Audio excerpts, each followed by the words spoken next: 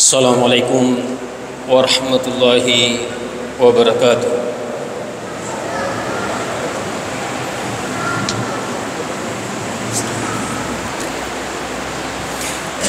Alhamdulillahilladzi bi ni'matihi tatimmus shalihat.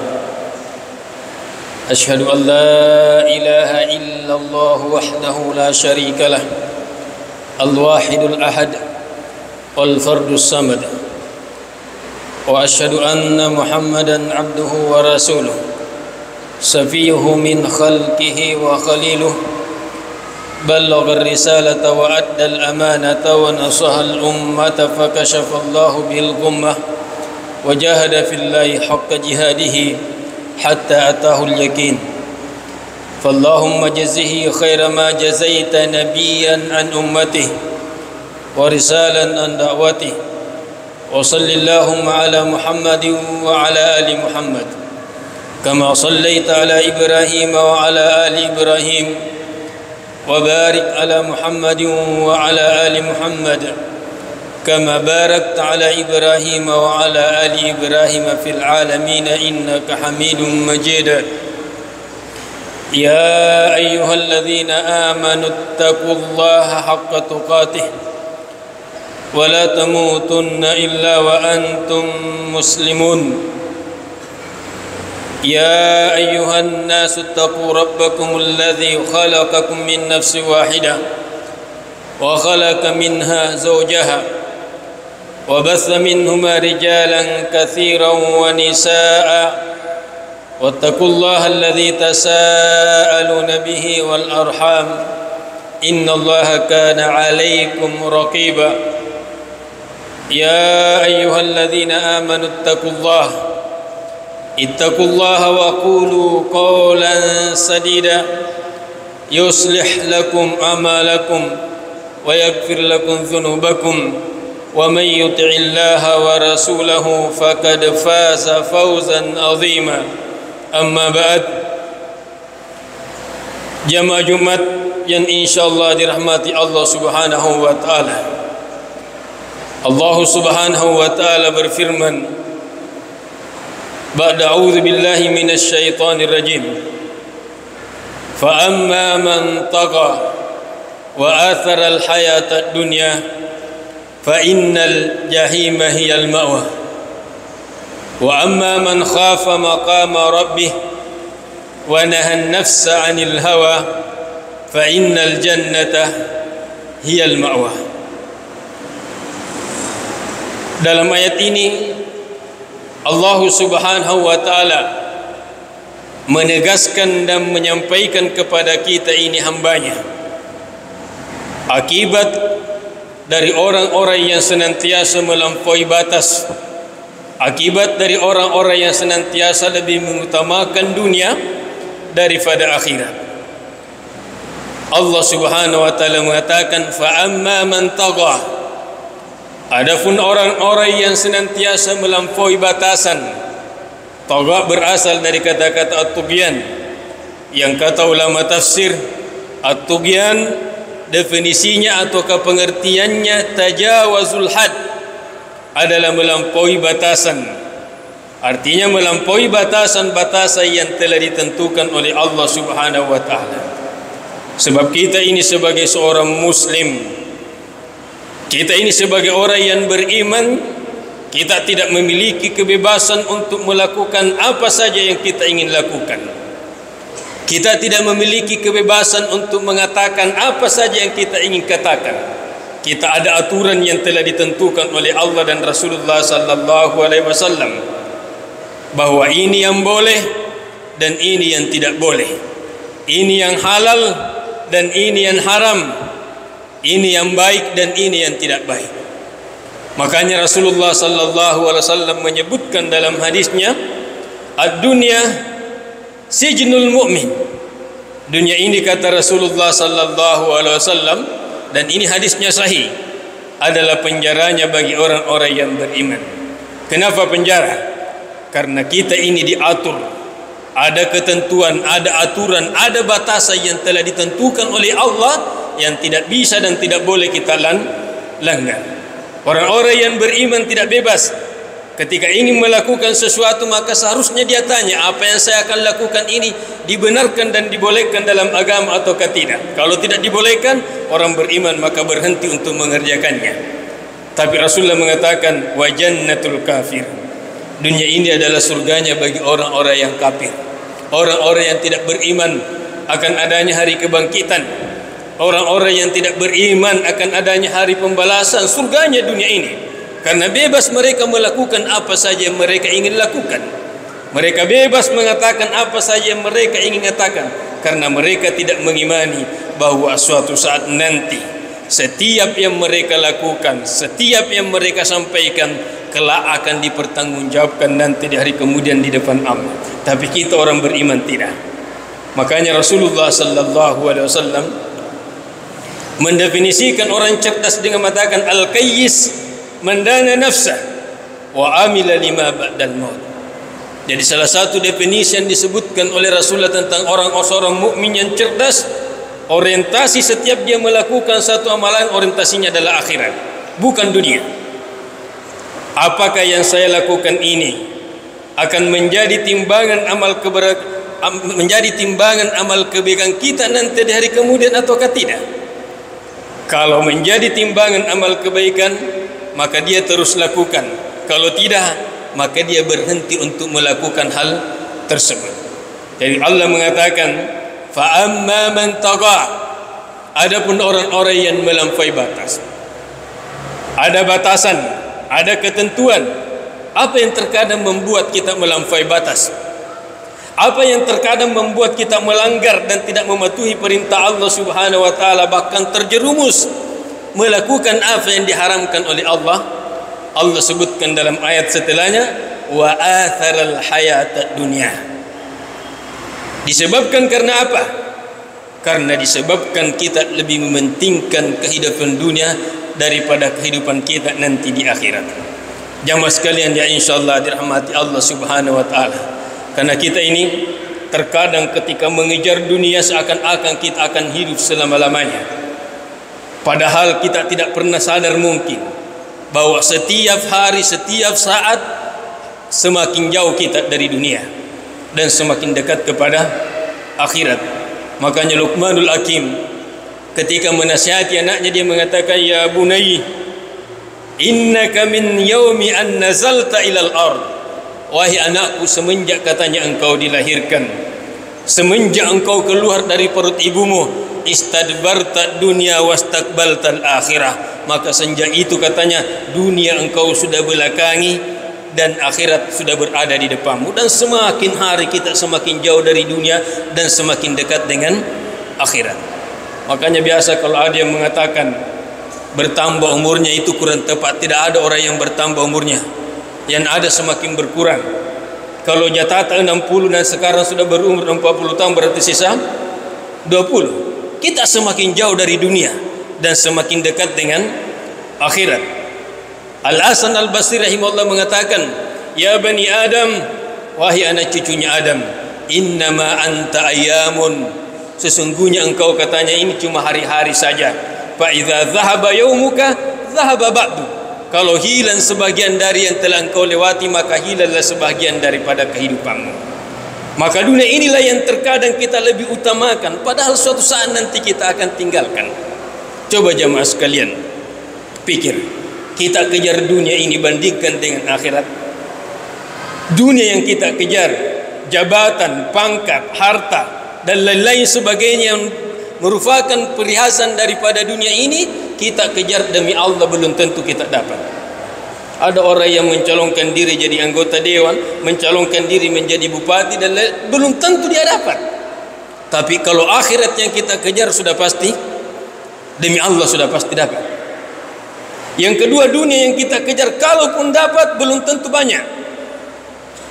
Belum tentu banyak. Makanya Allah Subhanahu wa taala selalu menggambarkan kepada kita tentang kenikmatan di dunia dalam Al-Quran dengan sesuatu hal yang sifatnya sedikit. Allah mengatakan, wa ma mata'u hadhil hayatad dunya illa qalil. Tiadalah kenikmatan dunia ini, kata Allah, kecuali sedikit saja. Makanya Rasulullah sallallahu alaihi wasallam mengatakan, mengatakan dalam hadisnya, andaikan dunia ini, law anna dunya ta'dilu janaha ba'udah, andaikan kenikmatan dunia ini katanya di sisi Allah bisa sebanding dengan satu sayapnya saja lalat, maka tidak ada orang kafir yang akan diberikan minum walaupun satu teguk oleh Allah Subhanahu wa taala. Tapi di sisi Allah, dunia ini dibandingkan apa yang Allah persiapkan nanti dari kemudian kita bukan main, banyak sekali. Kita kejar dunia belum tentu dapat. Kalau akhirat pasti kita dapat. Dapat pun dunia ini belum tentu banyak, sedikit saja. Kalaupun banyak, dalam pandangan kita, kita sudah dapat miliaran, kita sudah jadi bupati, kita sudah jadi gubernur, kita sudah menjadi presiden. Tapi apakah kita akan menjadi presiden selama-lamanya? Apakah kita akan menjadi gubernur selama-lamanya? Ada batasannya. Apalagi kita cuma 2 periode, paling 2 periode, setelah itu menjadi rakyat biasa lagi. Tidak selama-lamanya. Tapi akhirat sudah pasti dapat, sudah pasti banyak, dan Allah mengatakan khalidina fiha, nikmat di dalamnya kekal selama-lamanya. Maka jangan sampai sesuatu hal yang tidak pasti yang kita kejar kemudian kita lalai untuk mendapatkan sesuatu hal yang pasti. Jangan sampai sesuatu hal yang sedikit kemudian kita terharamkan dan tidak mendapatkan yang lebih banyak. Jangan sampai sesuatu hal yang tidak kekal kemudian kita tidak mendapatkan yang lebih kekal yang ada di sisi Allah Subhanahu wa taala. Dan itulah fakta yang ada sekarang di umatnya Rasulullah sallallahu alaihi wasallam. Allah mengatakan bal tu'thirunal hayatad dunya, kalian lebih mengutamakan kehidupan dunia, padahal Allah mengatakan wal akhiratu khairun wa abqa, padahal akhirat itu lebih baik, akhirat itu lebih kekal kata Allah Subhanahu wa taala. Tapi kita, kehidupan kita di dunia ini bukan main. Kita terkadang bergegas bangun karena terlambat masuk kantor, takut tidak dapat ceklok. Tapi ketika azan dikumandangkan kita tidak pernah bergeming, tidak pernah bergerak untuk bangkit dari tempat tidur kita memenuhi panggilan Allah, padahal Allah mengatakan hayya 'alas salah, Allah mengatakan hayya 'alal falah.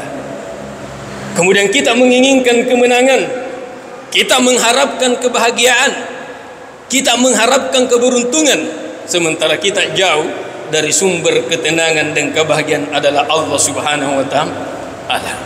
Kita lihat terkadang perusahaan-perusahaan narik rapai, terkadang rapat sudah masuk waktu salat, azan Jumat sudah dikumandangkan, bahkan khatib naik di atas mimbar tidak menghentikan rapatnya. Dunia seakan-akan bahwa apa yang dia rafatkan itulah yang akan mendatangkan kemenangan, padahal dia tidak mendengar Allah mengatakan hayya 'alal falah. Maka apapun yang kita kerjakan jamaah sekalian, ketika azan dikumandangkan, maka kemenangan, kebahagiaan ada pada saat kita memenuhi panggilan Allah Subhanahu wa taala. Jadi jangan sampai kita termasuk dalam bahagian orang-orang yang lebih mementingkan kehidupan dunia daripada kepentingan akhirat. Dan salah satu tanda-tandanya itu tadi, kalau subuh, salat subuh, kita malas bangun padahal azan dikumandangkan.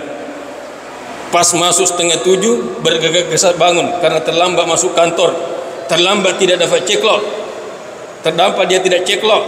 Itu kepentingan dunia, mengutamakan tu'thirunal hayatad dunya wal akhiratu khairun wa abqa.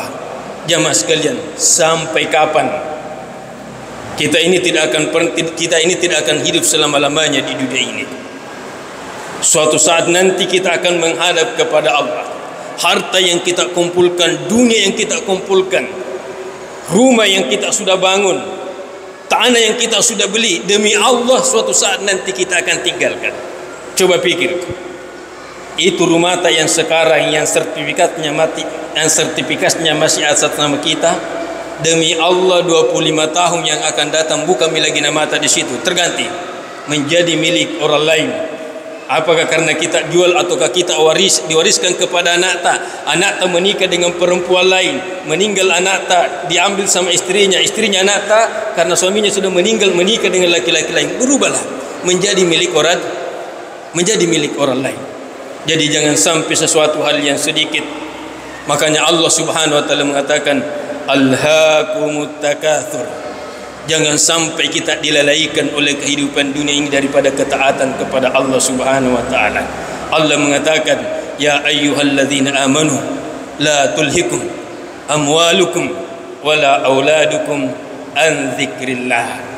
Wahai orang-orang yang beriman, jangan biarkan harta yang kita miliki, jangan biarkan bisnis yang kita miliki, jangan biarkan anak yang kita miliki melalaikan kita dari berzikir dan taat kepada Allah Subhanahu wa taala. Karena Allah mengatakan, wa may yaf'al dzalika fa ulaika humul khasirun. Siapa yang kemudian mengutamakan dunia daripada akhirat, siapa yang kemudian dilalaikan oleh bisnis dan urusan dunia daripada berzikir kepada Allah dan taat kepada Allah, faulaika humul khasirun, maka mereka itulah adalah orang-orang yang merugi. Jamaah sekalian yang insyaallah dirahmati oleh Allah Subhanahu wa taala, maka pesannya Allah dalam Al-Qur'an, Allah Subhanahu wa taala tidak menginginkan kita duduk di masjid terus. Allah Subhanahu wa taala tidak menginginkan kita untuk beribadah terus, tapi ada dunia. Allah mengatakan, wala tansa nasibaka minad dunya. Ingat, ada bagianmu daripada dunia yang harus kau kerjakan, tapi jangan sampai dunia ini yang membuat kita lalai dan tidak taat kepada Allah, karena itu adalah kerugian yang sangat besar. Jamaah sekalian yang insyaallah dirahmati oleh Allah Subhanahu wa taala, Allah mengatakan, wa ma khalaqtul jinna wal insa illa liya'budun. Itulah batasan yang telah ditentukan oleh Allah, bahwa kita diciptakan batasannya untuk beribadah kepada Allah Subhanahu wa taala. Dan kalau kita pikir ibadah cuma salat, puasa, zakat, itu simpel sedikit sekali, maka jadikan semua aktivitas yang kita kerjakan bernilai ibadah di sisi Allah Subhanahu wa taala. Pergi di kantor, niatkan sebagai ibadah, mencari rezeki untuk keluarga kita, itu bernilai ibadah. Setiap langkah kita bernilai ibadah. Makan tak, tidur tak, olahraga tak, kita niatkan bagaimana supaya kita bisa kuat beribadah kepada Allah, maka kesemuanya itu akan bernilai ibadah di sisi Allah Subhanahu wa taala. Oleh karena itu, kita harus senantiasa berdoa kepada Allah, karena hati kita ini tipis, gampang terpengaruh dengan kenikmatan dunia. Maka di antara doa yang diajarkan oleh Rasulullah, Allahumma ya muqallibal qulub, sarrif qalbi ala ta'atik. Ya Allah yang membolak-balikkan hati, balikkan hatiku untuk tetap teguh dalam ketaatan kepadamu. Karena kalau tidak, kalau bukan karena pertolongan Allah, bukan karena bantuan Allah, bukan karena hidayah dari Allah Subhanahu wa taala, maka kita tidak akan mampu melakukan satu ibadah pun kepada Allah Subhanahu wa taala. Semoga Allah Subhanahu wa taala senantiasa memberikan keteguhan hati kita untuk senantiasa taat kepadanya. Allah Subhanahu wa taala melapangkan hati kita untuk senantiasa dan mudah untuk melakukan setiap kebaikan-kebaikan yang dituntunkan oleh Rasulullah sallallahu alaihi wasallam, yang dijelaskan oleh Allah Subhanahu wa taala dalam Al-Qur'an. Karena itulah bekal kita nanti yang akan kita bawa ketika menghadap kepada Allah Subhanahu wa taala. Aqulu qouli hadza wa astaghfirullah li wa lakum.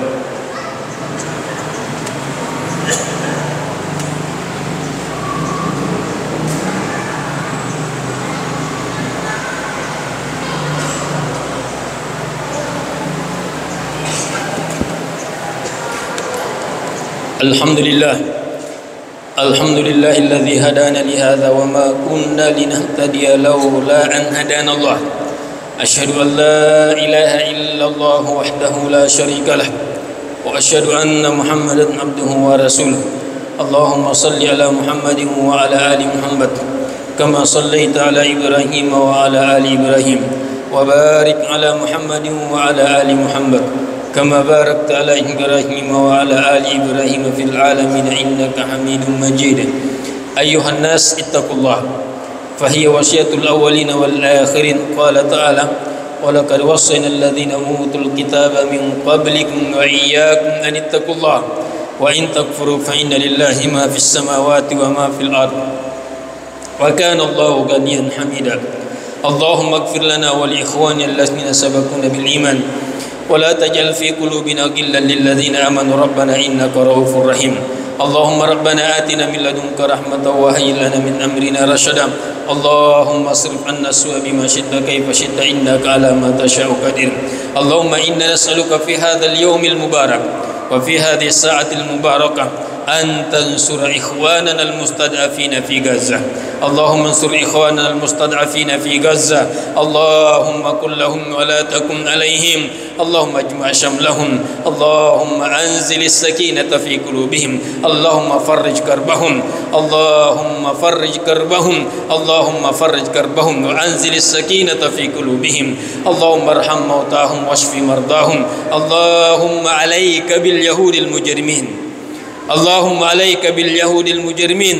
اللهم اجعل كيدهم في نحورهم واجعل تدبيرهم في تدميرهم.